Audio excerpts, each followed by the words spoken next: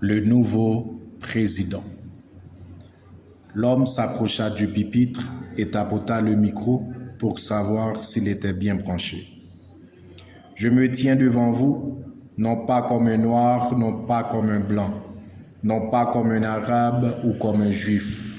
Je me tiens debout, non pas en tant que musulman, non pas en tant que chrétien, non pas en tant que juif ou agnostique.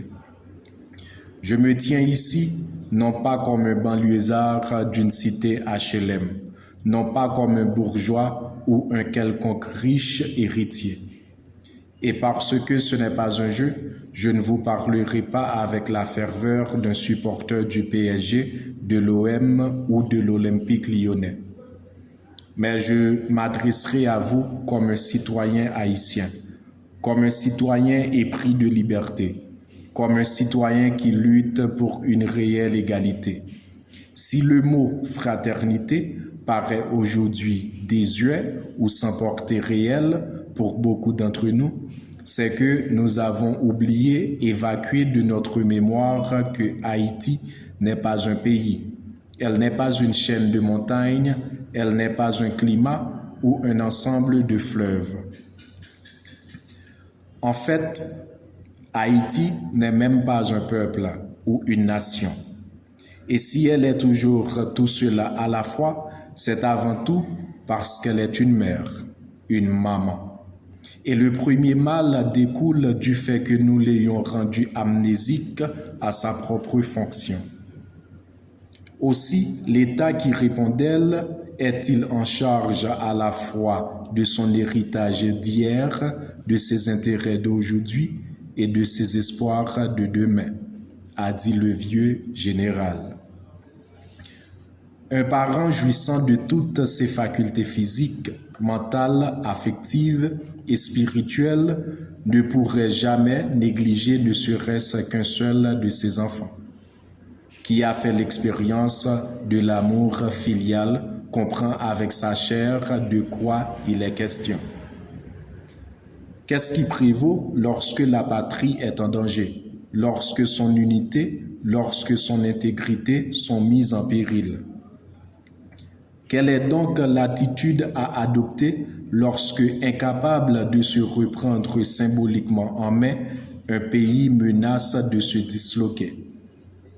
Le comportement à avoir n'est-il pas d'abord de décréter l'état d'urgence, puis de se mobiliser, de rassembler toutes les forces vives incarnées par toutes les couleurs de notre jeunesse, seules capables de revivifier la puissance de l'expérience et la sagesse de nos anciens?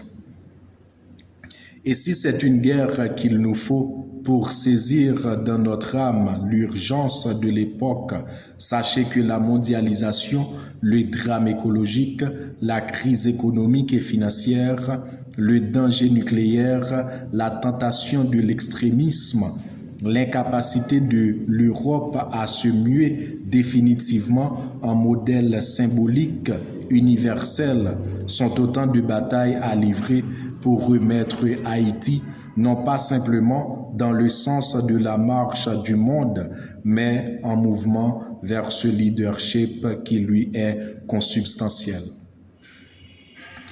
Ainsi, ce n'est pas seulement vers elle-même qu'elle se met en mouvement, mais réellement vers son salut, qu'elle chemine autrement.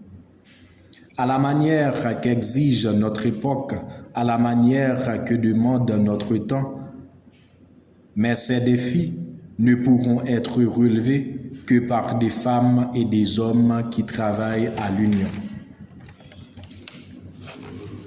En vérité, oui en vérité, avant le PS, avant l'UMP, avant le centriste, avant l'Europe Écologie Les Verts, avant le PC, avant les extrêmes de gauche et les extrêmes de droite, il y a Haïti.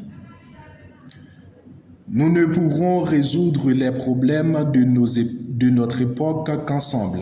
Pour dire vrai, nous sommes condamnés à travailler ensemble, à transcender les bons vieux clivages idéologiques, à avoir l'intelligence du cœur et le courage d'avancer ensemble dans la confrontation positive, et honnêtes, des idées neuves dont beaucoup d'entre nous sont porteurs.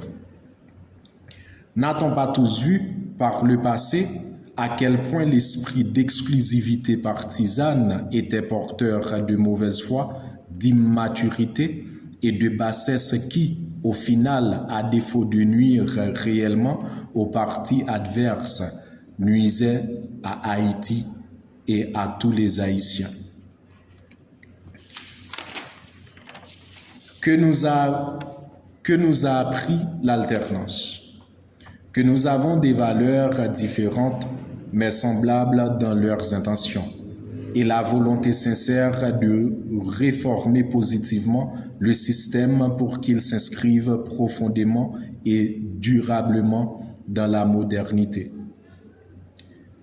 Mais elle nous a également appris que nous avions tous notre part de responsabilité dans l'échec, qu'aucun parti au pouvoir n'avait été capable de régler les problèmes dans leur entièreté, que chaque parti avait apporté de bonnes choses, mais que, globalement, cela s'était avéré insuffisant, puisque nous sommes dans la situation dans laquelle nous sommes.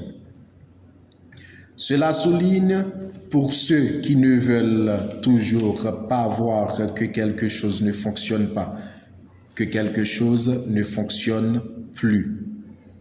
C'est une époque inédite qu'il nous est donné de vivre, une époque où nous est donné la possibilité de nous réinventer, une époque où il nous est donné de pouvoir corriger puis réécrire notre histoire collective, émerveiller, un avenir au présent incertain. Une époque où, sous peine de mourir littéralement, il nous est demandé d'être capable de rêver à nouveau. Ce siècle nouveau est le siècle de la synthèse. Ce siècle donne l'opportunité unique à l'homme de prouver le mérite de sa place dans l'univers.